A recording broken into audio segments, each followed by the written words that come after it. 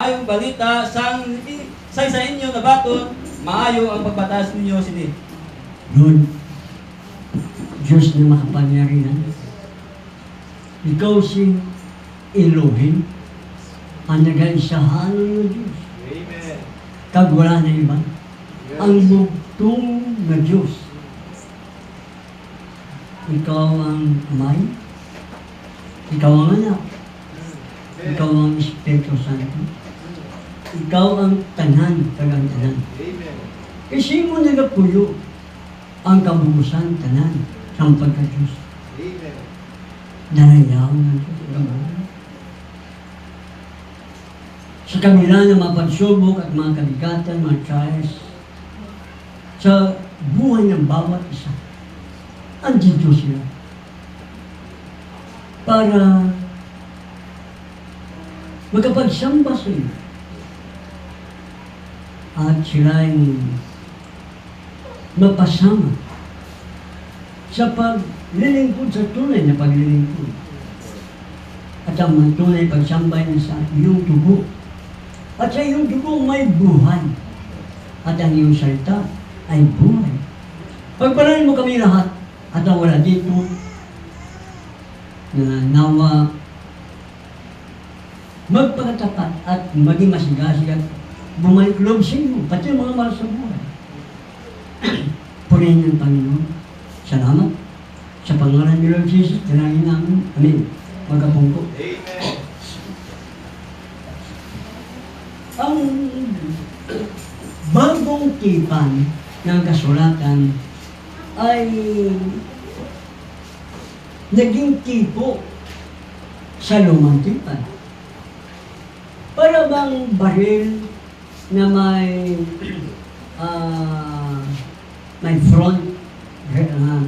front sight at may rear sight para kung sino mang gumamit, sanay gumamit, matatamaan niya ang target. Ganun ang punto por punto. Ganun ang mensahe na ito ay ginagamit niya ang luma at ang bagong tipan. Ang bagong tipan ay itinitipo doon sa lumang tipan. Kaya sinasabing siba, ginaya ng ahas o lumang tipan yan. Sa bagong tipan, ang iglesia, ginaya ng ahas. So ano nangyari sa lumang tipan, yun din nangyari sa bagong tipan sa panahon ng iglesia. Amen. So ang iglesia ay tinulad sa kayo iba.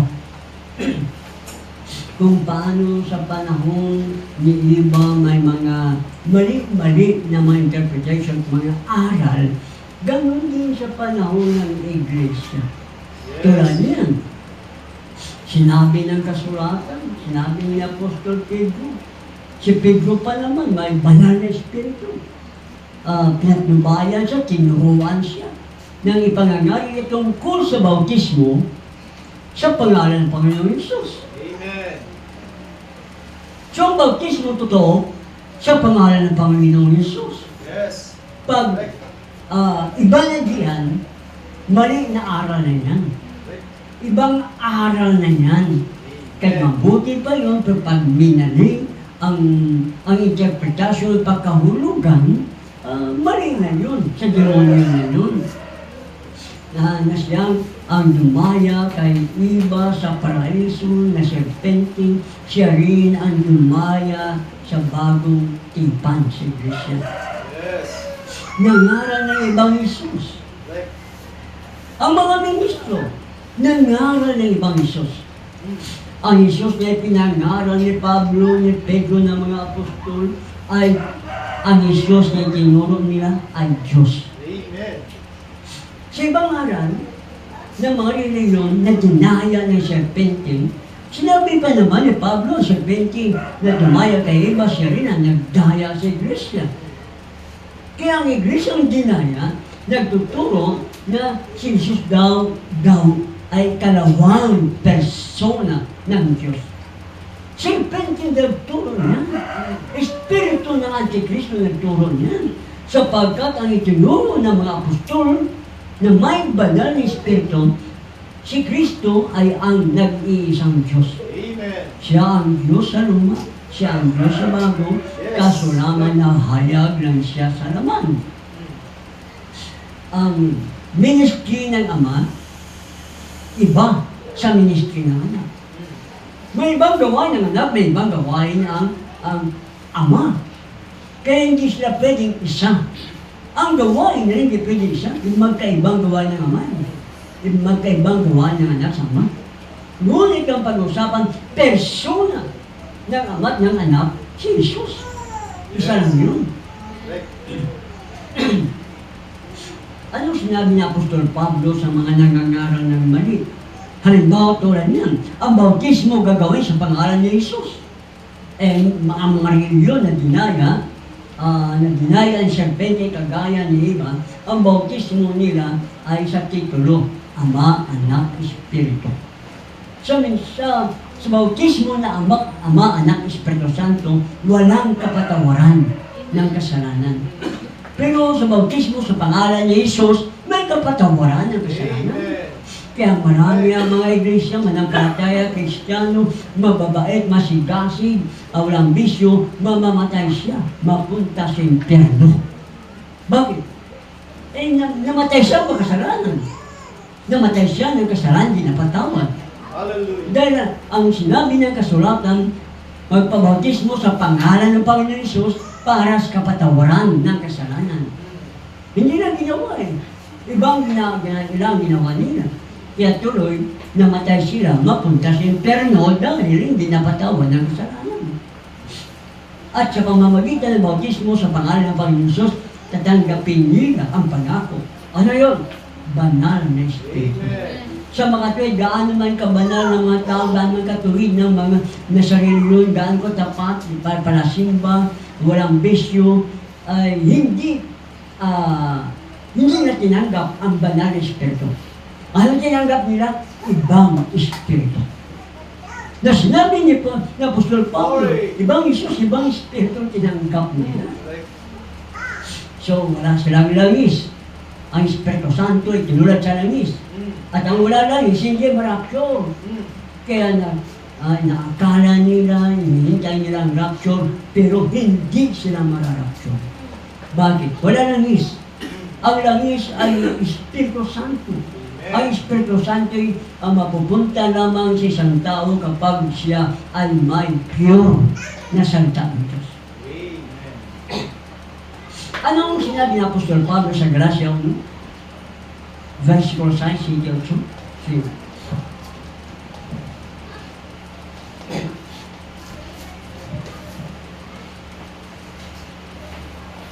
Glory.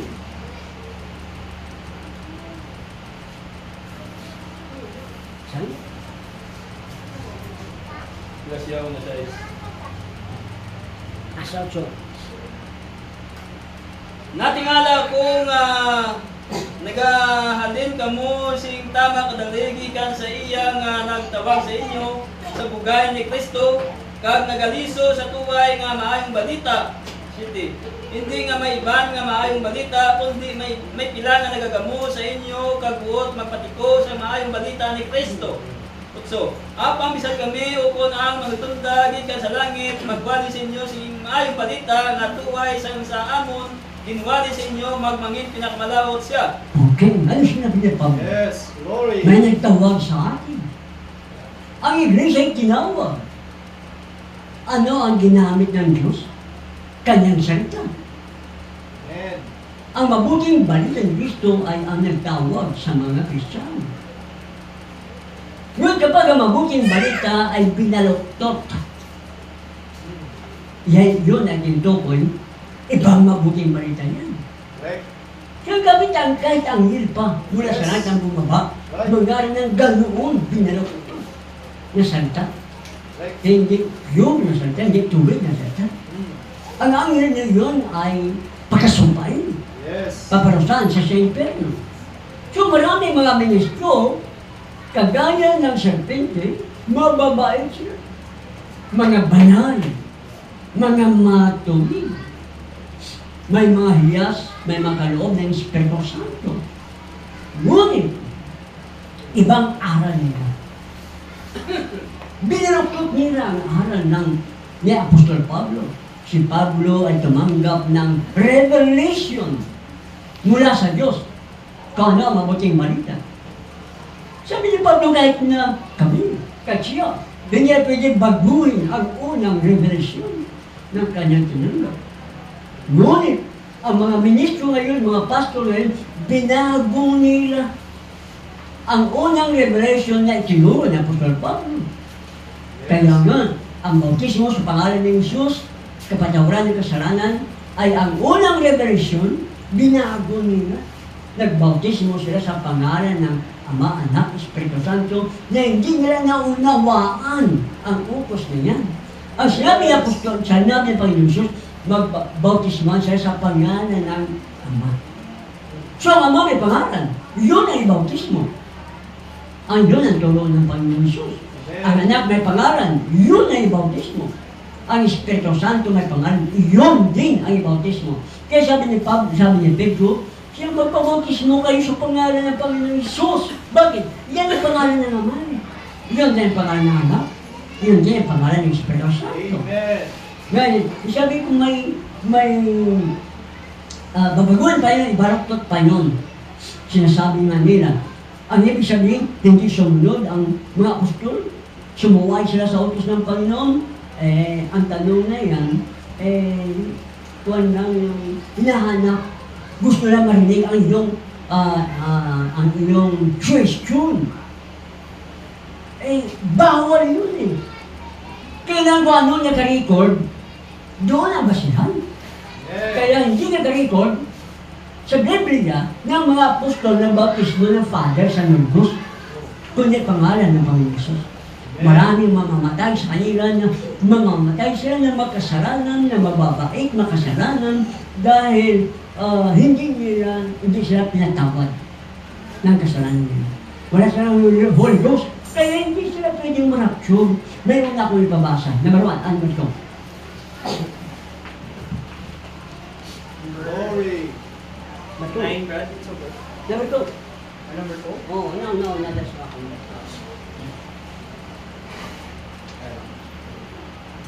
Notice he preached it in Eden. Okay. Sabi pansinin, ipinangaral ito niya sa paraiso. See? To who? Kanino? To Adam's bride. Okay, kanino niya ipinangaral? Kay iba. Glory. Siya iba. Nobyan ni Adan. Sino nangaral? Ang serpente.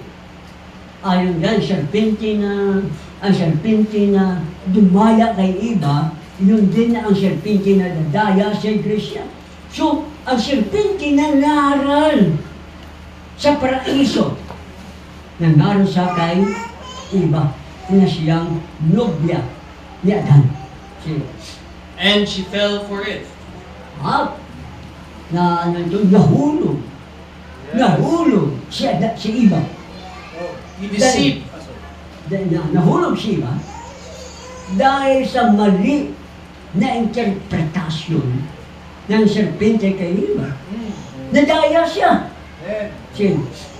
He deceived her into questioning one of God's words. Kita mo, sino ang ginaya? Si iba. Bakit na-deceive siya, nadaya? Dahil kanyang na-question ang isang salita ng Diyos. Isang salita, i-question mo, isa lang. Ano mangyari? Madadayain na siya. Madadaya siya. Sino ba nag-question? Ano tinutukoy na mensahe na bakit nag-question na ang isang salita ng Diyos? Genesis 3, 2. Si Iwan tinutukoy yan. May question na ang salita ng Diyos. May question siya. Hallelujah. Kagang babae na sila sa manog, makakaon kami isang bunga sang kakauyan sang katamnan.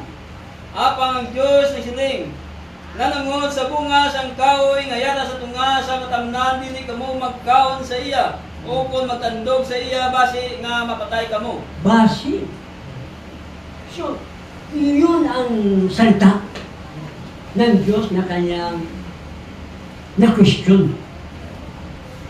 Ano nangyari? Okay. Bro, see? Ako. Ah. Tapos ko. Number Ha? 2 na. Okay. So may ara-bala ng mga pulong sa Diyos kapag ma-question nila yun, ano matabo? Ma-deceive sila. Ganoon ang question nila ang bautismo sa pangalan ni Jesus. Kung ganoon, ang mga apostol hindi sumunod, sumuway sila, sinabi ng Panginoon ng bautismo sa Father, Son, Holy Ghost. Nahanap ang iyong sarili na interpretasyon, sarili mong pananaw. Yung question nila yan. So ano, nagdaya sila. Kung paano nagdaya si iba, ang iglesia ay nagdaya din. Kaya huwag niyong questionin ang salita ng Diyos. Tulad ng ibang mga end time, sinabi ng mensahe ng mensahero, si Jehovah yung umiyak. Kagaya ng isang sanggol, isang bata sa saksakan. Nag-question nila ng mga end time na. Sabihin nila, si Jehovah umiyak. Si Jehovah ay naging sanggol. Iyon ang sinabi ng mensahe. Dapat paniwalaan ng iyon. Huwag na tanungin. Yes. Hindi naman nangangailangan ng Diyos ng ating tanong. Kahit yung tanong nila. Sige na, gusto ko natin. Ano yung sabihin? Hallelujah. Ah. The same pattern, he deceived Eve. Okay. Yun din paraan ng demonyo, ng serpente, ang Antikristo. He has, Inaya niya si Eva. See? he has also deceived the church. Kita mo? Dinaya niya rin ang iglesia. See? Which there Eve was a type. Na si Eva ay tipo ng iglesia. Yes. She slips across the line between right and wrong. Nadulas siya sa kalagitnaan ng tama at mali. Nandun sa tama, nadulas pa siya. Napunta pa siya sa mali. Sige, By listening to Satan's perversion, kita mo? Ano din? Glory. Nagtingin siya kasi Right. sa pagbaluktot ni Satanas ng salita ng Diyos. Kaya kayo, pakinig kayo ng pakinig eh. Kaya kung tuloy-tuloy at kung ano-ano nang pumasok sa isip nyo, mag-question mo, magbaliwala mo ang salita ng Diyos. Ganoon si Eva. Napunta, nagdaya siya. Kinadulas siya patungo sa mali. Nandoon siya sa katotohanan. Napunta pa siya sa mali. Dahil na-question na ang isang salita lang ng Diyos. Kaya pag marinig mo mensahe, paniwalaan mo. Mag-amen ka. Mag-praise the Lord ka. Huwag ka na tanong na tanong. Hindi na lang kailangan ng Diyos ang tanong natin. Kahit sino man. or deformity, the original word of God. Oopon, pinangit niya. Disforma, binago niya. Ang forma ng salita ng Diyos. Sinabi ng Diyos, huwag ka kumain. Sa loob na sa araw kumain ka, siguradong patay ka. Ano ang pag-disforma niya, pinangit niya, minaling niya. Kainin mo! Sabi ng Diyos, huwag kainin. Sinabi ng serpente, kainin mo. Sinabi ng Diyos, mamamatay ka. Sinabi ng serpente, hindi kayo mamamatay. So, binalutot niya. Hallelujah. Binago niya ang forma Right. ng salita ng Diyos. Ganoon ginagawa ng serpente sa mga iglesia. Sabi, bless Kristo Jesus, Diyos. Ang iglesia sabi, si Jesus tao lang. Iglesia ng Kristo yan. Sige, brother. Basta na bro. Dito Number... kasi kada... Oh, hindi sa ang naka-underline sa number 3. Sige. Number 4, Ah, all this she lost. ang lahat ng mga bagay nito, kanyang pinakinggan, kaya siya nawala, kaya siya nahulog sa kasalanan. See? How did she do it? Paano niya ito ginawa? Because there was a subtle instrument called the church. Dahil ang iglesia na nadana, mayroong instrumento na matinik, bihasa. Sino siya? Ang Antikristo na Espiritu na nasa mga pastor, na nasa mga ministro. Once yung maagtik, alis, napagabilis nila. Sino na rin? A subtle person, the devil, walked into the church. Kita mo? Sinong tamang tao dito ko? Yawa! Espiritu ng Antikristo na nasa iglesia. Kita mo sino yung mandaraya kung bakit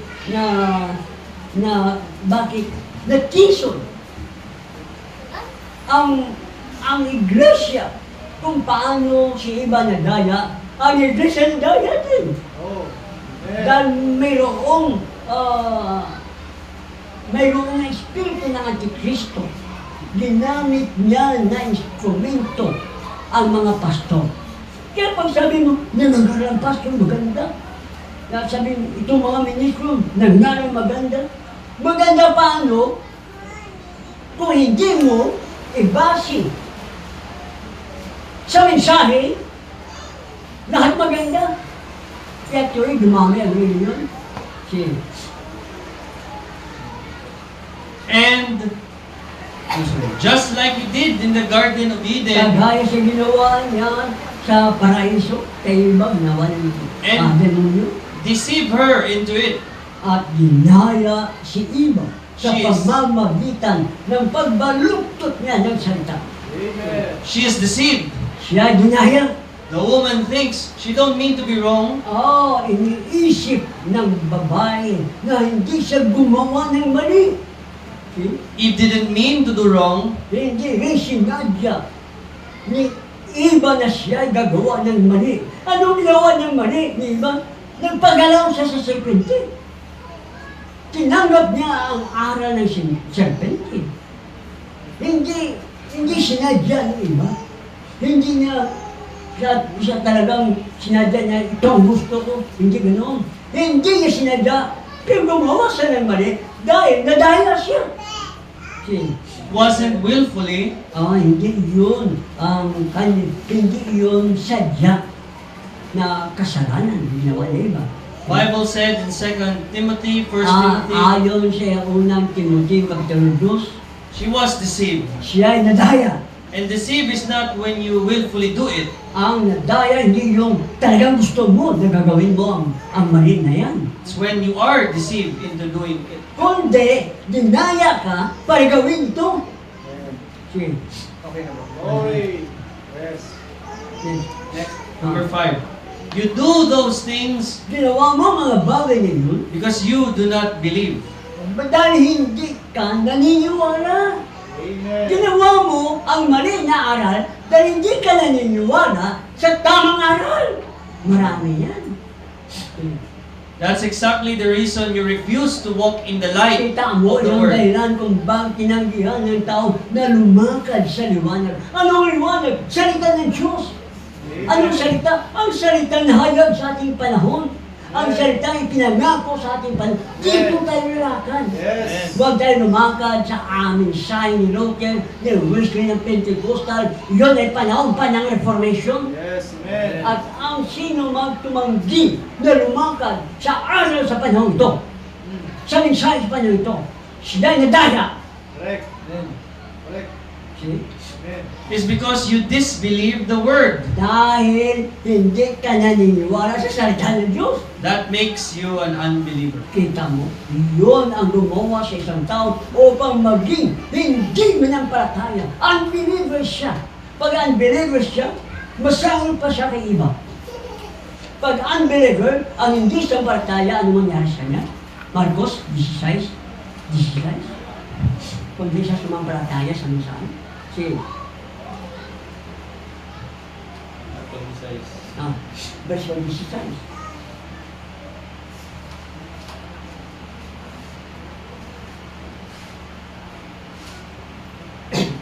Okay.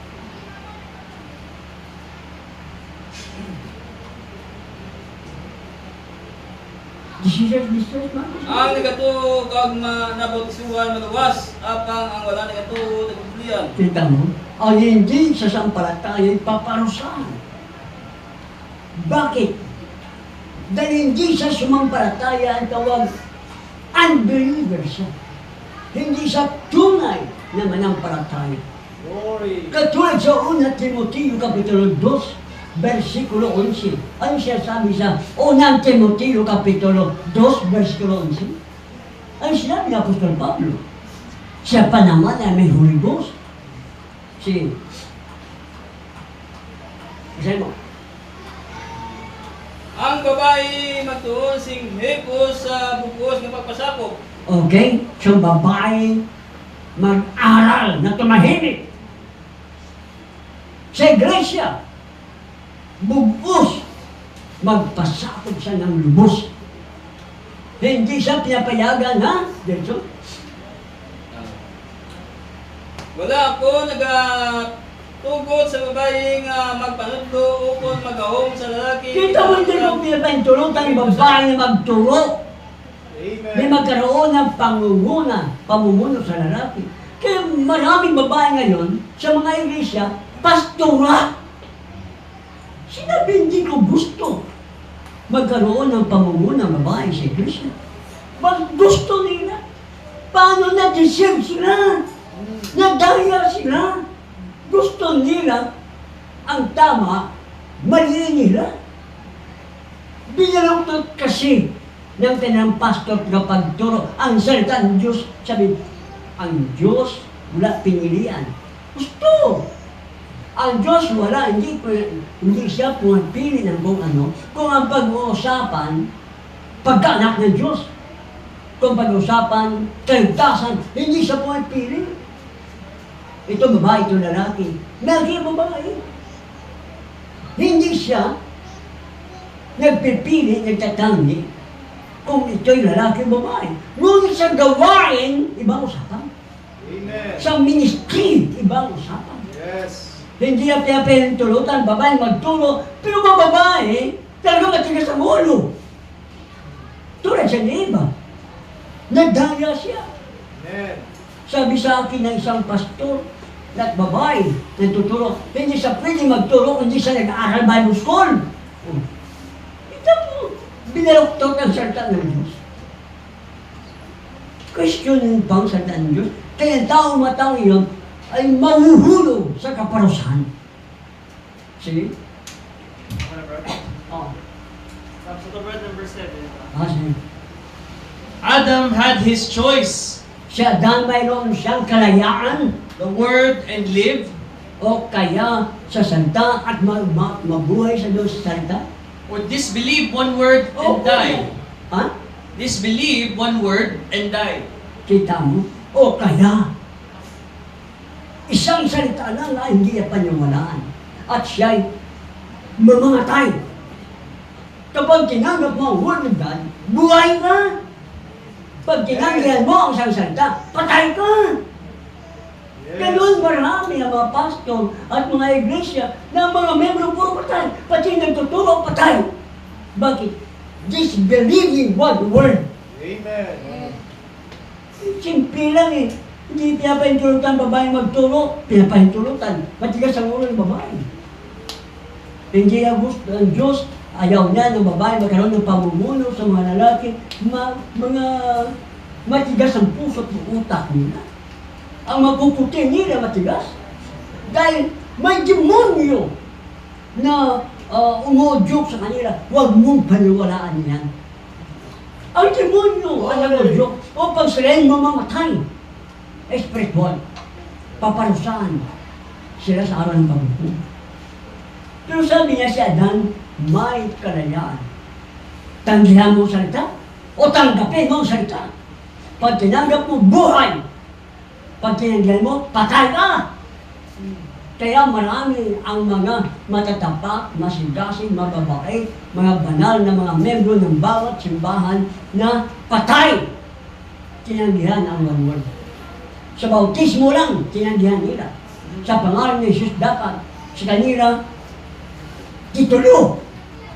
Father, Son, Holy Ghost, titulo yan. Yun ang pinili nila. Kaya ngayon, patay sila sa harapan ng Diyos. Yes. Sige. Glory. We have the same choice. Tayo may ganoon din na kalayaan. May pagpipili din tayo. So hindi ito ipipilit ng Diyos sa iyo. Mayroon tayong pagpipili kalayaan ang gusto natin. Mensahe o hindi? Pure na mensahe o may halo? Mensahe na may bawas o dagdag o pure na mensahe? Mayroon tayong kalayaan sa pagpili. Kaya kayong tayo, ganun din. Sige. Because we have to be. If God Sige. If God put Adam on the word only, then He puts us on a creed, any kind of creed. Kung inilagay ng Diyos, si Adan, sa salita lang ng Diyos, sa salita lang. Pero, kung inilagay tayo naman, kung inilagay sa aral ng tao, Then God is unjust in His judgment.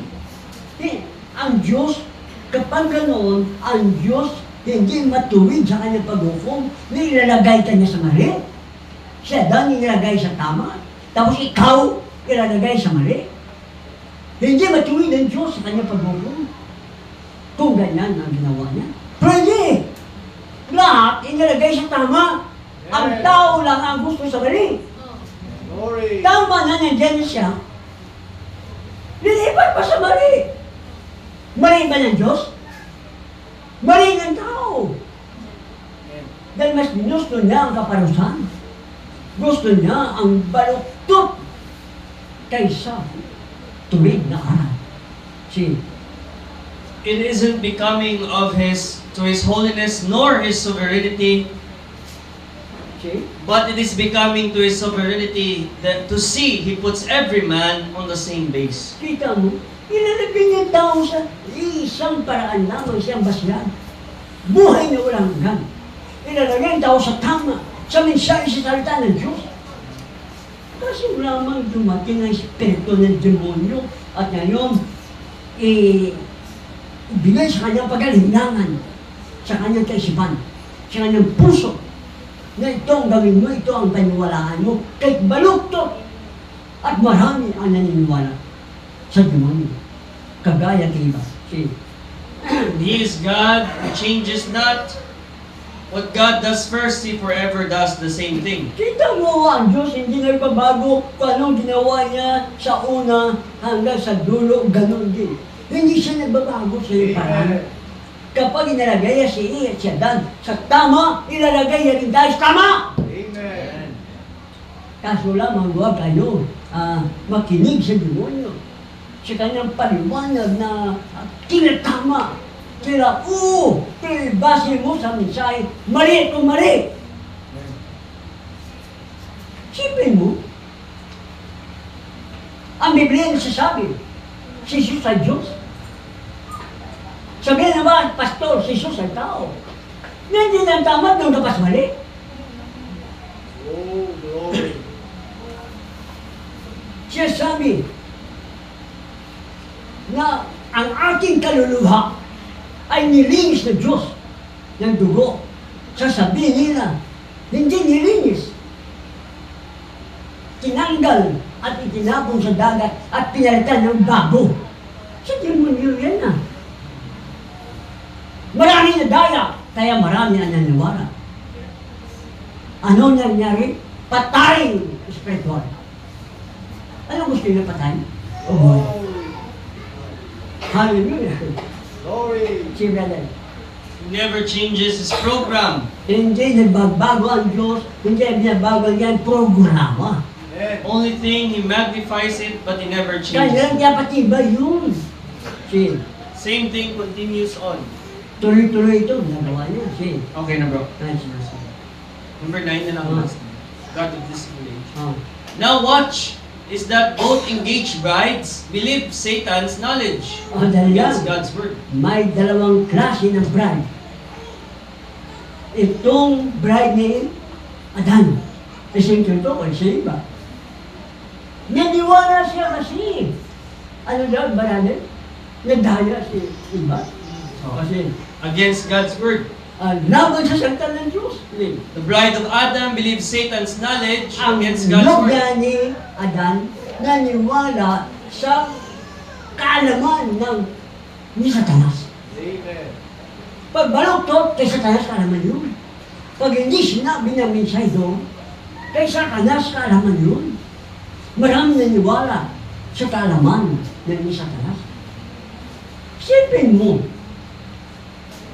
maliwanag, bawal ang lumuhod, sumamba sa mga Diyos. Ang karunungan ni Satanas, sasabihin, larawan niya ng Diyos noong una. Hanggang ngayon para malaman mo raw, yan ang Diyos, larawan niya yan.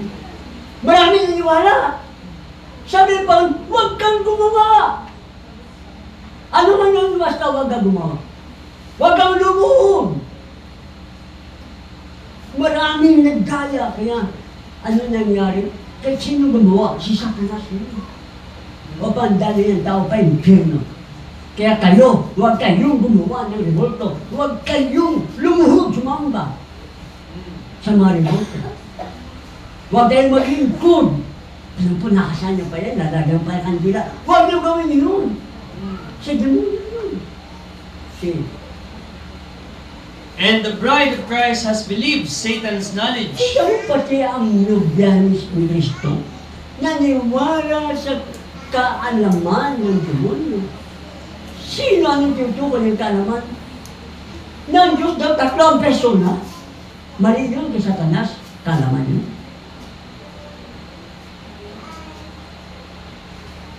Naniwala ang iglesia. Ang unang iglesia naniwala. Pero ang iglesyang nobya sa uling panahon, hindi na siya maniwala. Dahil ang iglesyang nobya sa panahon ito ay kagaya ni Kristo.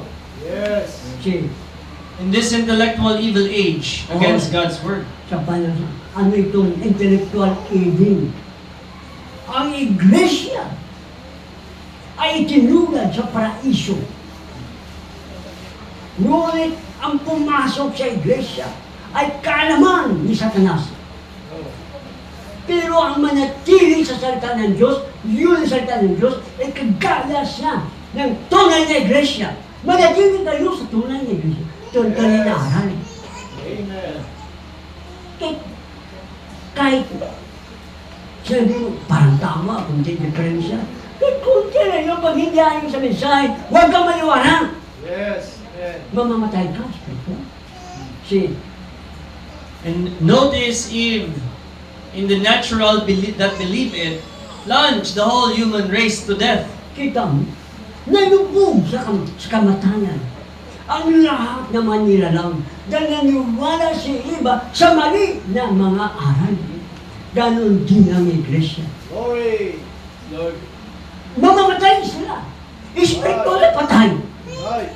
Kaya nga kapag patay, purmal na yun eh. Pag purmal, malamig yun eh. Yes. Kaya ang pagsamba nila, patay na patay, tahimik sila, dahil patay na sila. Right. Sa harapan ng Diyos, walang buhay. Glory. Sabi na Efeso 4:1, tayo binuhay na. Efeso 2:1, tayo ay napatay, binuhay tayo Panginoon. Glory. Binuhay, nang tayo patay. Ang hindi binuhay manatili sa patay. Right. Sinabi ng mga Kristiyano at ibang churches, buhay, binuhay daw siya. Bakit tahimik? Ang isa yung nagsasabi, pag tahimik, patay yun. Amen. Kung buhay, maingay yun. Amen. Hallelujah! Glory. Dahil buhay siya, maingay. Right. Mga patay, parang nangangaral sila sa patio, simenteryo, tahimik. Right. Mga malamig. Ganoon ang iglesyang formal. Ang napalahi paliwanay sa salita ng Diyos. Malamig, wala ng Diyos. Right. Ano mang kahit sabihin pa nila ng Panginoon na sa gitna nila, ang Diyos na sa gitna nila, ano man sabihin na, okay lang yun eh. Sino ang maghadlang ng Diyos na sa kanila. Pero ang patunay ng Diyos na sa kanila, mainan sila dapat. Yes. Kung nasaan ang Diyos, may pagkakaingay. Kung nasaan si Kristo, may pagkakaingay. Kung siya nasa gitna, maingay ang mga manangkalataya. Eh bakit tayo hindi sila? Eh patay.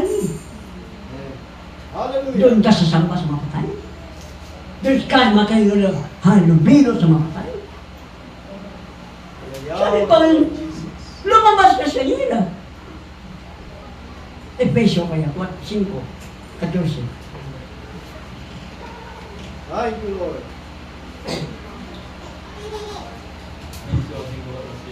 Magdesisyon kasi ang bawat isa kagaya ni Adan. Pusa, ginsiling.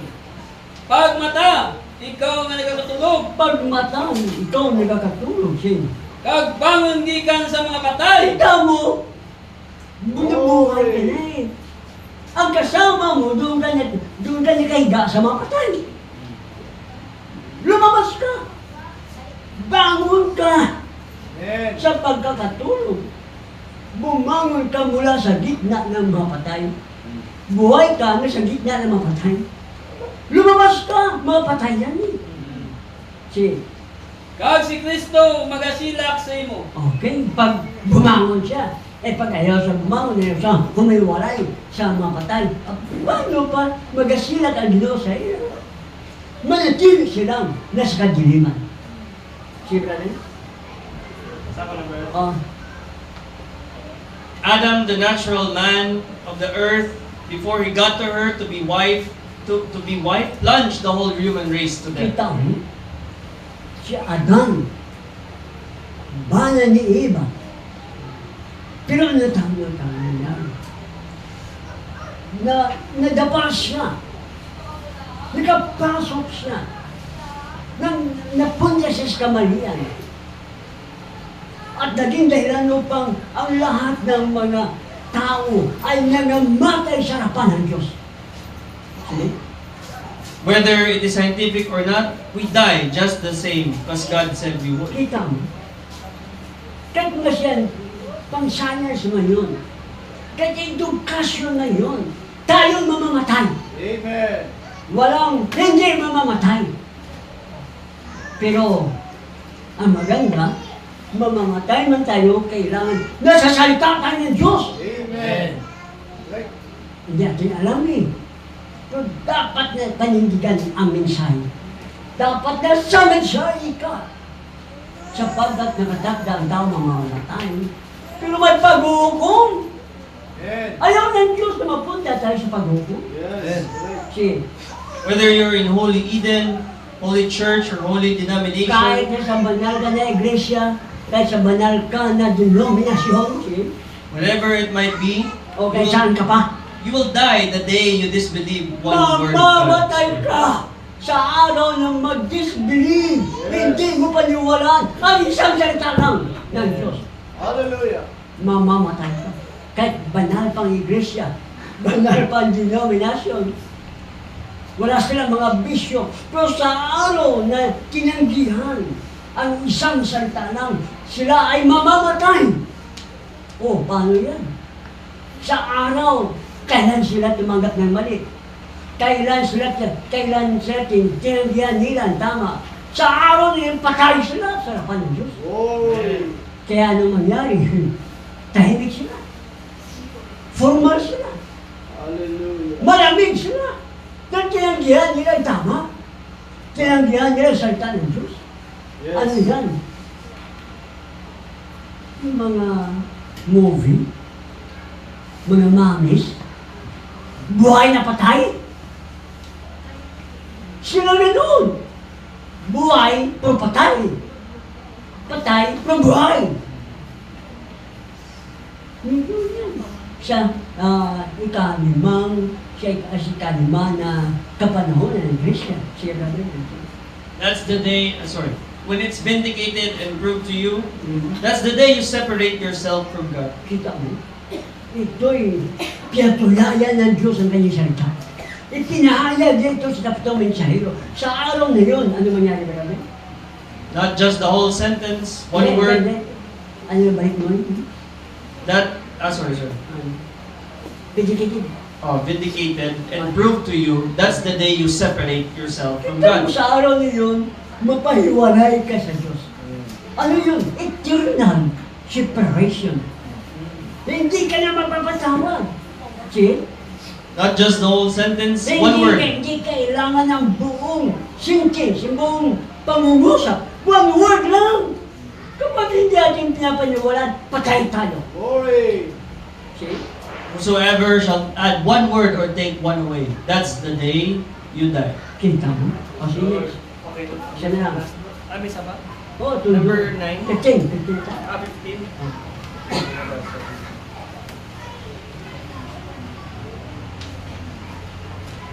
Look at this modern church. Oh, tingnan nyo, itong iglesia moderno. Formal yan. See? Look at their filter. O, tingnan nyo pang panala nila. You can see what they love, see what they Nakita got. mo kung anong kaya iniibig, minahal. See? Miss Laodicea, which is headed for God's judgment. Kita mo, Laodicea, iyon ang kanya inibig. Laodicea, materialistic, at nakaraan sila sa paghuhom. See? The church love today is for Laodicea. Ang pag-ibig ng iglesia sa araw nito ay nasa Laodicea. Ano Laodicea? Hindi malamig, hindi malahin niya, binuga sila ng Diyos. Doon ang pag-ibig ng mga iglesia sa Laodicea. Materialistic. See? A great organization, Mga malalaking organisasyon ng mga simbahan yun. great setup, Ang malalaking pag-sit up sa mga gawain, sa mga fellowship.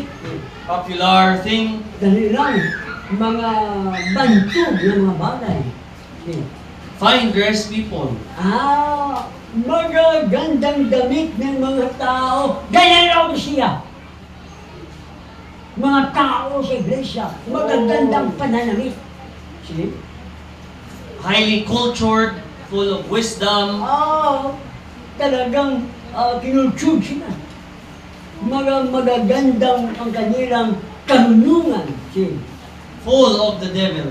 Kaso, puno naman ang demonyo. Ganyan ang Laodicea. Edukado sila. Formal sila. Pero puno naman sila ng demonyo. Espiritu ng Antikristo. Sige? Kasi walang Holy Ghost sa kanya. Ibang espiritu ang tinanggap nila. Ano yun? Demonyo. Sige. Under the deceit of the Church of Christ, Kita mo sa ilalim sila na nagdaya na iglesia ni Kristo. there's only one word ought to be in there, Antichrist. Kita mo isang salita lang. Isang salita lang. Kapag itindihan yan, Antikristo na sila.